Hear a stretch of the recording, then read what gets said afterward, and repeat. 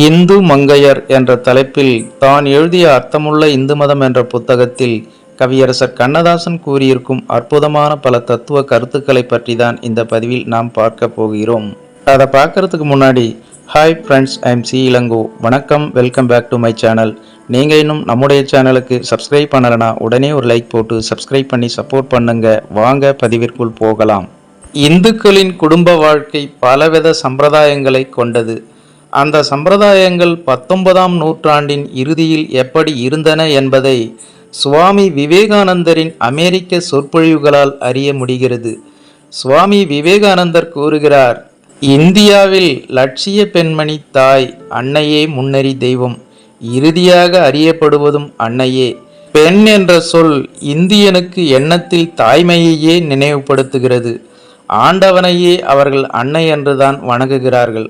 குழந்தை பருவத்திலே நாங்கள் ஒவ்வொரு நாளும் விடியற் காலத்தில் சிறு கிண்ணத்தில் தண்ணீரை எடுத்து சென்று அன்னையின் முன் வைப்போம்.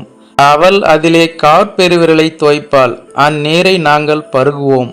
மேலை நாட்டிலே பெண் என்றால் மனைவி. பெண்மை என்னும் லட்சியம் இங்கே மனைவியாக குவிந்திருக்கிறது. இந்தியாவில் பாமரன் கருத்துப்படி பெண்மையின் முழு சக்தியும் தாய்மையில் ஒருமுகப்பட்டுள்ளது. மேல் நாட்டிலே மனைவி வீட்டை ஆள்கிறாள். இந்திய குடும்பத்திலே வீட்டை ஆள்பவள் தாய். மேலை நாட்டு குடும்பத்தில் ஒரு தாய் நுழைந்தால் அவர் மனைவிக்கு அடங்கியே இருக்க வேண்டும். ஆனால் எங்கள் நாட்டிலே மனைவிதான் தாய்க்கு அடங்க வேண்டும். மனைவி என்ற இடத்தில் இந்திய பெண்மணி வகிக்கும் நிலை என்ன? இன்னும் என்னை ஈன்றெடுத்து புகழுக்கெல்லாம் பாத்திரமாகிய அன்னையின் நிலை என்ன? 9 மாதம் என்னை கருவிலே காத்த அவள் நிலை யாது? தேவைப்பட்டால் 20 தடவையானாலும் எனக்காக தன் உயிரை தரக்கூடிய அவள் எங்கே? நான் எவ்வளவு தீயவனானாலும் தன் அன்பு என்றும் மறவாத தாயின் நிலை எது?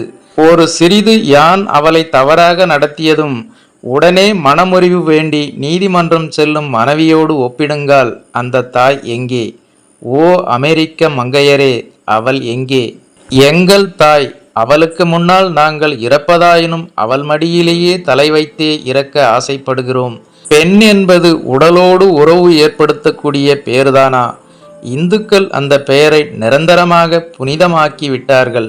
காமம் என்பதே என்றும் அணுகாத, தீய நினைவுகளே என்றும் நெருங்காத ஒரு பெயர் தாய் எனும் ஒன்றை தவிர வேறு எது? எங்கள் நாட்டிலே ஒவ்வொரு பெண்ணையும் தாயே என்றுதான் நாங்கள் அழைக்கிறோம். சிறுமியை கூட அம்மா என்றுதான் அழைக்கிறோம். இங்கே அமெரிக்க பெண்களை நான் தாயே என்று அழைத்தபோது அவர்கள் திடுக்கிட்டார்கள். எனக்கு காரணம் புரிந்தது. தாய் என்றால் வயது முதிர்ந்தவர்கள் என்று இங்கு உள்ளவர்கள் எண்ணுகிறார்கள்.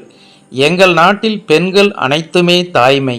தாய்தான் முதலில், பின்புதான் மனைவி. நான் மனம் புரிந்து கொண்டிருந்தேனாயின் என் மனைவி என் அன்னையை வருத்தப்படுத்த துணிந்தால் நான் அவளை வெறுப்பேன். ஏன் நான் என் தாயை வணங்கவில்லையா? அவளுடைய மருமகள் ஏன் அவளை வழிபடலாகாது? நான் வழிபடும் ஒருவரை அவள் வழிபட்டால் என்ன? என் தலைமையிலே ஏறிக்கொண்டு என் தாயை அதிகாரம் செய்ய அவள் யார்? தாய்மையிலிருந்தே பெரும் பொறுப்பு ஏற்படுகிறது. அதுதான் அடிப்படை. அங்கிருந்து முன்னேறுங்கள். ஆம், இந்துவின் குடும்பம் என்பது தாய்மையையே தலையாக கொண்டது. அங்கிருந்துதான் ஒவ்வொரு கிளையும் தொடங்குகிறது. தாயை மகன் நேசிப்பது போல் மருமகளும் நேசித்தாக வேண்டும். தன் தாயை நேசிக்காத மனைவியை கணவன் தான் நேசிக்க கூடாது. தாய் வேர், மகன் மரம். அந்த மரக்கிளையில் வந்தமரும் பறவையே மனைவி. தன் மீது விளையாட அந்த பறவைக்கு மரம் இடம் கொடுத்ததால் மரத்தின் வேரை அது கொத்தி தின்ன முடியாது. இந்து குடும்பத்தில் மருமகள் என்பவளின் அந்தஸ்து வீட்டுக்கு ராணி என்னும் அந்தஸ்து அல்ல, தாய் என்னும் ராணியின் தோழி என்னும் அந்தஸ்தே. கணவன் தன்னிடம் பெறும் சுக அனுபவங்களுக்காகவும் சந்தோஷங்களுக்காகவும் அவனது தாயை அவள் விலையாக கேட்க முடியாது. எவள் இல்லை என்றால் இந்த பூமியில் அவன் ஜனித்திருக்க முடியாதோ அவளேதான் எல்லோரையும் விட உயர்ந்தவள்.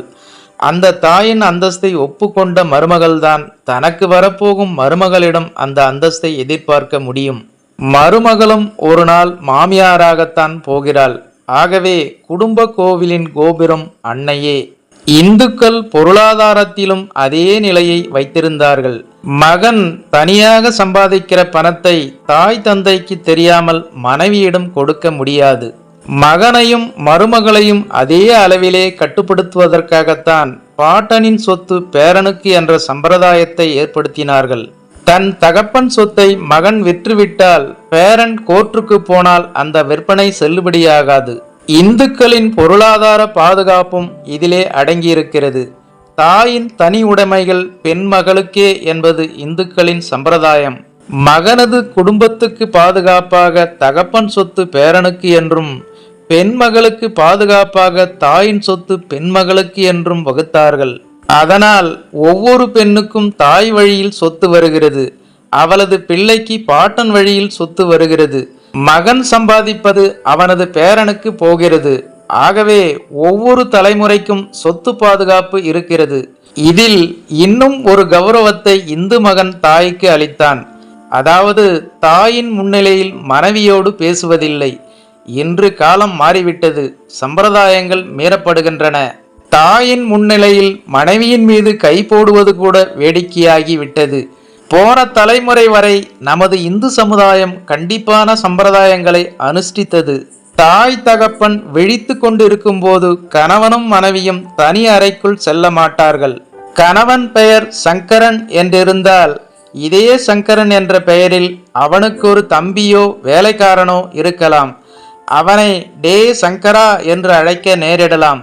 அது கணவனை அவமானப்படுத்துவதாக அமையலாம். ஆகவேதான் கணவன் பெயரை சொல்லக்கூடாது என்று வைத்தார்கள். பெண்ணுக்கு அடக்கம் போதிக்கப்பட்டது. சத்தம் போட்டு சிரிப்பது இழிவான பெண்களின் குணம் என்று கருதப்பட்டது. அதனால் நகுதல் நகைத்தல் என்று மெல்ல சிரிப்பதை அது பெண்ணுக்கு வலியுறுத்தியது. அந்த சிரிப்பையும் அவள் பிற ஆடவர் முன்னிலையில் சிரிக்க கூடாது. காரணம், எவனாவது ஒரு ஆடவன் அந்த சிரிப்பை தவறாக எடுத்துக்கொள்ள கூடும். பொம்பளை சிரிச்சா போச்சு, புகையிலை விரிச்சா போச்சு என்பது பழமொழி. நேருக்கு நேராக அவள் யாரையும் பார்க்க கூடாது. இந்த பார்வை, சிரிப்பு இரண்டையும் ஒரு குரலில் சொன்னான் வள்ளுவன். யான் நோக்கும் காலை நிலன் நோக்கும் நோக்காக்கால் தான் நோக்கி மெல்ல நகும். ஆம், பாராத போது பார்க்கும், மெல்ல நகும், அவ்வளவுதான். காதல் உணர்ச்சியில் அவள் உடலில் எவ்வளவோ மாறுதல்கள் ஏற்படும். அவள் உள்ளம் கொதிக்கும். ஆனால் அப்பொழுதும் அவள் ஊமையாகவே இருப்பாள். நாணம் என்பது தமிழ் சொல்தான் என்றாலும் இமய முதல் குமரி வரையிலே உள்ள இந்து பெண்களுக்கு அது பொது சொல் ஆகும். இந்துக்கள் இந்த நாணத்தை மனப்பழக்கமாக தொடங்கி உடற்பழக்கமாகவே ஆக்கிவிட்டார்கள். இந்து பெண்களுக்கு நாணம் சொல்லித் தெரிய வேண்டிய கலை அல்ல, அது அவள் இரத்தத்திலேயே ஊறியிருக்கிறது. சாந்தி முகூர்த்தத்தன்று மணமகளை இரண்டொரு மங்கள மங்கையர் அழைத்து கொண்டு போய் பள்ளி அறையில் உட்கார வைக்கும் பழக்கம் இந்துக்களிடையே உண்டு. ஏன் அந்த பழக்கம்?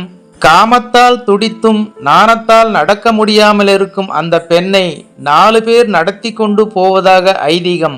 இதை தனியறை சேர்த்தல், அமளியர் சேர்த்தல் என்று இதிகாசங்களும் இலக்கியங்களும் கூறுகின்றன. இவை அனைத்தும் பலமான கட்டுக்காவற் சம்பிரதாயங்கள். இவற்றை மீறுவோர் உண்டு, தவறுவோர் உண்டு. இவர்கள் சமுதாய அங்கவீனர்கள். இவர்கள் நற்குடி பிறவாதவர்கள். வள்ளுவன் தெளிவாகவே சொன்னான், நலத்தின்கண் நாரின்மை தோன்றின் அவனை குலத்தின்கண் ஐயப்படும் என்று. ஒருவன் அல்லது ஒருத்தியின் நடத்தை தவறாயின் அவளது குலமே சந்தேகத்திற்குரியது என்றான் வள்ளுவன். இன்னும் மனமாகாத இந்து இளைஞன் தனது சம்பிரதாயங்களின்படி அமையப்பெற்ற ஒரு பெண் ஓவியத்தை தேர்ந்தெடுத்தால் அவனது வாழ்க்கை நிம்மதியாக இருக்கும். நீண்ட நாள் கணவனை பிரிந்திருந்தாலும் நெறிமுறை பிறழாது உலை மூச்சை போல் அனல் மூச்சை ஜீரணித்து உப்பை குறைத்து சாப்பிட்டும் குளிர்ந்த நீராடியும் காம உணர்ச்சியே இல்லாமல் வாழும் ஓர் இந்து பெண் கிடைப்பது போல் கணவன் பெறக்கூடிய பெரும் பேறு வேறு எதுவுமே இல்லை. கண்களையும் கவர்ச்சிகளையும் நம்பி கட்டுப்பாடற்ற பெண்ணின் வலையில் விழுவோர் ஒன்று பைத்தியமாவார்கள் அல்லது தற்கொலை செய்து கொள்வார்கள். இந்து சட்டங்கள் மட்டுமல்லாது சம்பிரதாயங்களும் கூட சகல வழிகளிலும் செம்மையான வாழ்க்கைக்கு உத்தரவாதம் அளிக்கின்றன. வாழ்க்கை என்பது உடல் இச்சை மட்டுமன்று, அதனையும் மீறி சில சுகங்களும் பெருமைகளும் உண்டு. உடல் இச்சை மட்டும் மூல ஆதாரமாக இருந்துவிட்டால் பெண்ணை தேர்வதில் இளைஞன் தவறி விழுவான். தாய்க்கும் தனக்கும் அடங்கிய பெண்ணுக்கு அழகு தேவையில்லை. அவள் அழகு இல்லாதவளானாலும் அவளுக்கு தெய்வமும் நிகரில்லை. இவ்வாறு இந்து மங்கையர் என்ற தலைப்பில் தான் எழுதிய அர்த்தமுள்ள இந்து மதம் என்ற புத்தகத்தில் கவியரசர் கண்ணதாசன் கூறியிருக்கும் இந்த ஒரு சுவாரஸ்யமான தத்துவ கருத்துக்களை பற்றி நீங்கள் என்ன நினைக்கிறீர்கள் என்ற உங்களோட கருத்துக்களை மறக்காம கமெண்ட்ல பதிவிடுங்க. மேலும் அர்த்தமுள்ள இந்து மதம் என்ற புத்தகத்தின் அடுத்த பதிவில் சந்திக்கலாம். அதுவரை உங்களிடமிருந்து விடைபெறுவது ஐம் சி இளங்கோ. நன்றி, வணக்கம், வாழ்க தமிழ்.